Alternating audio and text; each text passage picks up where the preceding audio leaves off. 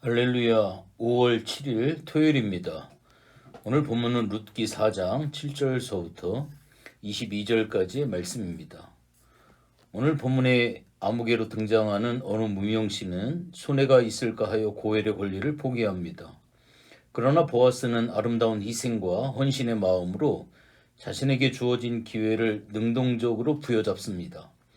역사가 흐른 다음 되돌아보면 지금 룻의 고엘이 되고 남편이 되는 이 기회는 보통 기회가 아닙니다. 메시아의 가게에 들어가는 기회입니다. 구속사를 만들어가는 기회가 되어질 수가 있습니다.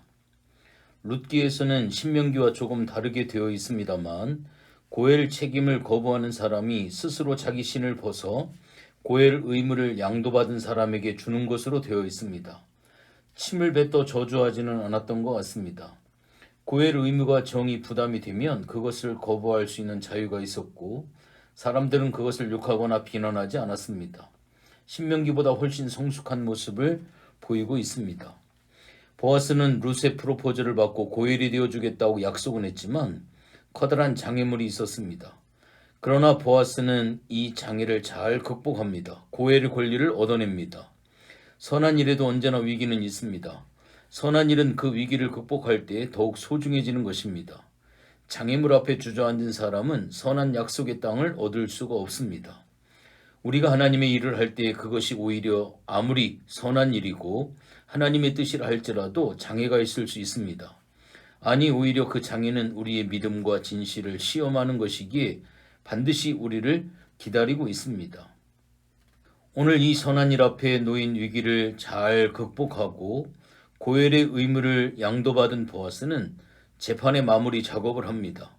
자신이 고엘의 권리를 양도받았으니 흔쾌히 고엘이 되어지겠다라고 오늘 본문 9절 10절의 말씀에 당당하게 선언을 하고 있습니다.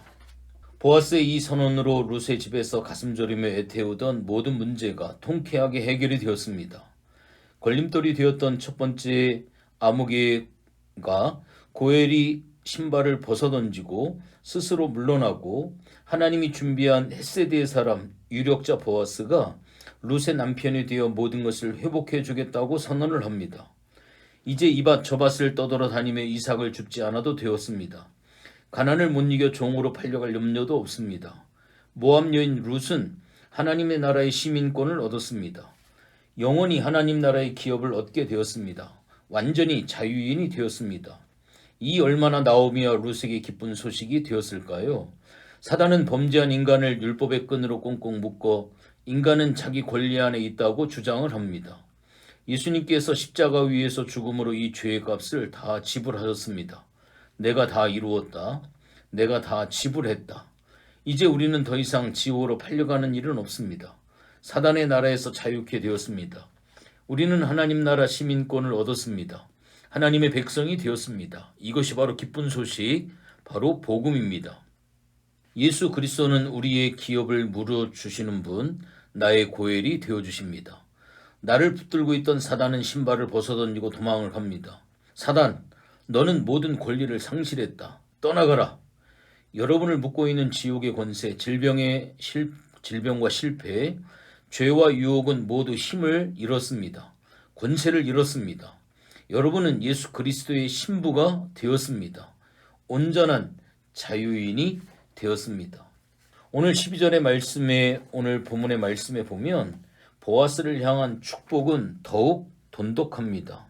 여호와께서 이 젊은 여자로 말미암아 내게 상속자를 주사 내 집이 다말이 유다에게서 낳아준 베레스의 집과 같게 하기를 원하노라 하니라.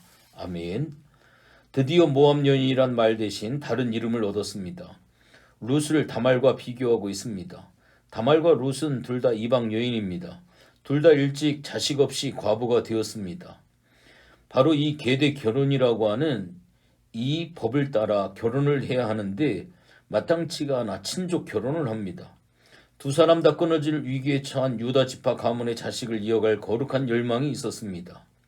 하나님의 백성들 사이에 메시아 왕국에 대한 비전이 사라지고 있을 때 이방인으로서 그 비전을 받은 여인이 바로 다말과 룻이었습니다.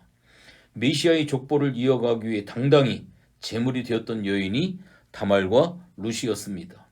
온 땅이 속물이 되고 세속주의로 전락해가는 사사시대에 거룩한 신앙을 가진 이방 여인이 이들이었습니다. 하나님은 오늘도 이 시대의 룻을 찾고 계십니다. 하나님께서 내게 주신 기회에 손해가 따르고 장애물이 있고 위기가 있다고 포기하고 돌아서시렵니까? 헌신의 기회를 그야말로 헌신짝처럼 버린 아무개가 되어 역사의 뒤안길로 사라지는 인물이 되시렵니까? 행여 너도 이 시대의 또 다른 아무개로 살아가지 않느냐?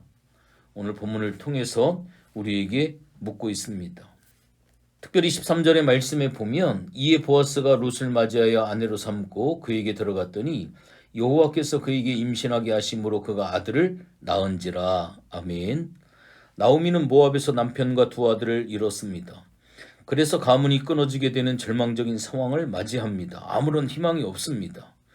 그러나 나오미가 언약의 땅으로 돌아오자 하나님은 놀라운 방식으로 그녀의 삶을 회복시켜 주셨습니다.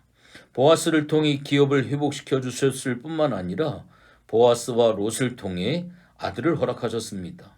나오미와 룻밖에 남아있지 않은 가정에 기업물을 자와 상속자를 허락하신 것은 전적인 하나님의 헤세드, 하나님의 은혜입니다.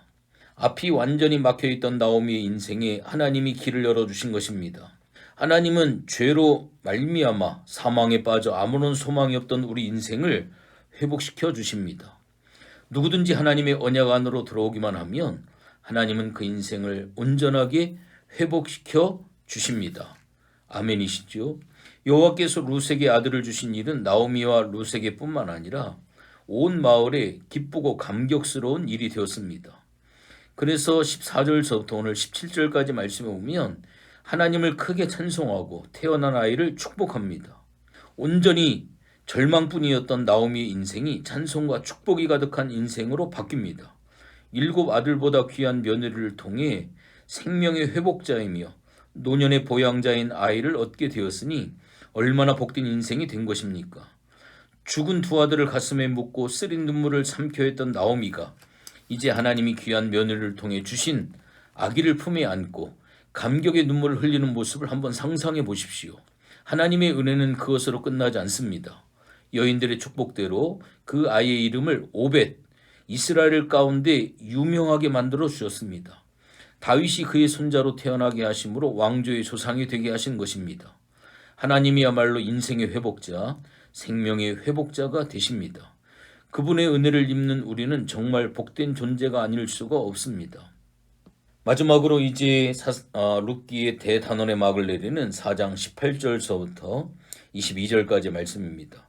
룻이 낳은 오벳은 다윗의 왕의 조부가 됩니다. 더 나아가 예수 그리스도의 조상이 됩니다. 하나님은 나오미의 가정을 풍성하게 회복시켜 주셨습니다. 하나님은 다윗 왕가를 세우시고 구원의 역사를 펼쳐나가시는 과정에 모압 여인을 사용하셨습니다. 룻기의 마지막 단락에는 베레스의 계보가 나오는데 베레스는 유다가 며느리인 다말을 통해 낳은 아들입니다. 또한 보아스는 살몬이 여리고성에서 구원받은 기생 라합과 결혼해서 낳은 아들입니다. 이렇듯 베레스의 계보는 온통 하나님의 은혜로 가득 차 있습니다. 하나님은 죄인들과 버림받은 자들에게도 은총을 베푸시고 기적 같은 회복의 반전의 역사를 허락하십니다. 하나님은 그 어떤 죄인일지라도 당신의 품으로 돌아오는 자에게 한없는 헤세드, 자비와 공유를 아끼지 않으십니다. 그 자비와 공유는 시대를 넘어 끝없이 이어져 오늘 3000년이 지난 오늘날 지금 우리의 삶에도 풍성하게 나타나고 있습니다. 하나님은 절망뿐이었던 나오미의 가정을 놀랍게 회복시켜 주셨습니다. 보아스와 룻이 낳은 오벳은 나오미의 생명의 회복자가 됩니다. 뿐만 아니라 다윗의 조부 예수 그리스도의 조상이 됩니다. 하나님의 회복의 은혜는 차고도 넘칩니다. 하나님의 언약 안으로 돌이키고 참여하는 자를 외면하지 않으시는 하나님, 이 하나님의 은혜에 오늘도 온전히 거하시는 여러분들이 되어지시기를 주님의 이름으로 축복합니다. 하나님 고맙고 감사를 드립니다. 4장 85절로 되어져 있는 룻기를 통하여서 3000년이 지난 지금 이 시대에도 동일하게 역사하시는 하나님의 숨결과 하나님의 일하심을 느끼게 되어집니다. 돌아오기만 하면, 하나님 앞에 회개하고 돌이키기만 하면 하나님의 어마어마한 역사가 탕자의 이야기를 통해서도 오늘 이 룻기의 이야기를 통해서도 분명히 일하시는 하나님을 발견하게 되어집니다. 오늘 이 하나님의 헤세드, 무조건적인 용납과 인내와 용서와 자비와 긍휼과 끝없는 사랑으로 우리와 함께 하시는 하나님의 헤세드의 은혜를 오늘도 마음껏 누릴 수 있는 복된 삶으로 인도하여 주시옵소서. 감사를 드리며 예수님의 이름으로 기도했습니다. 아멘.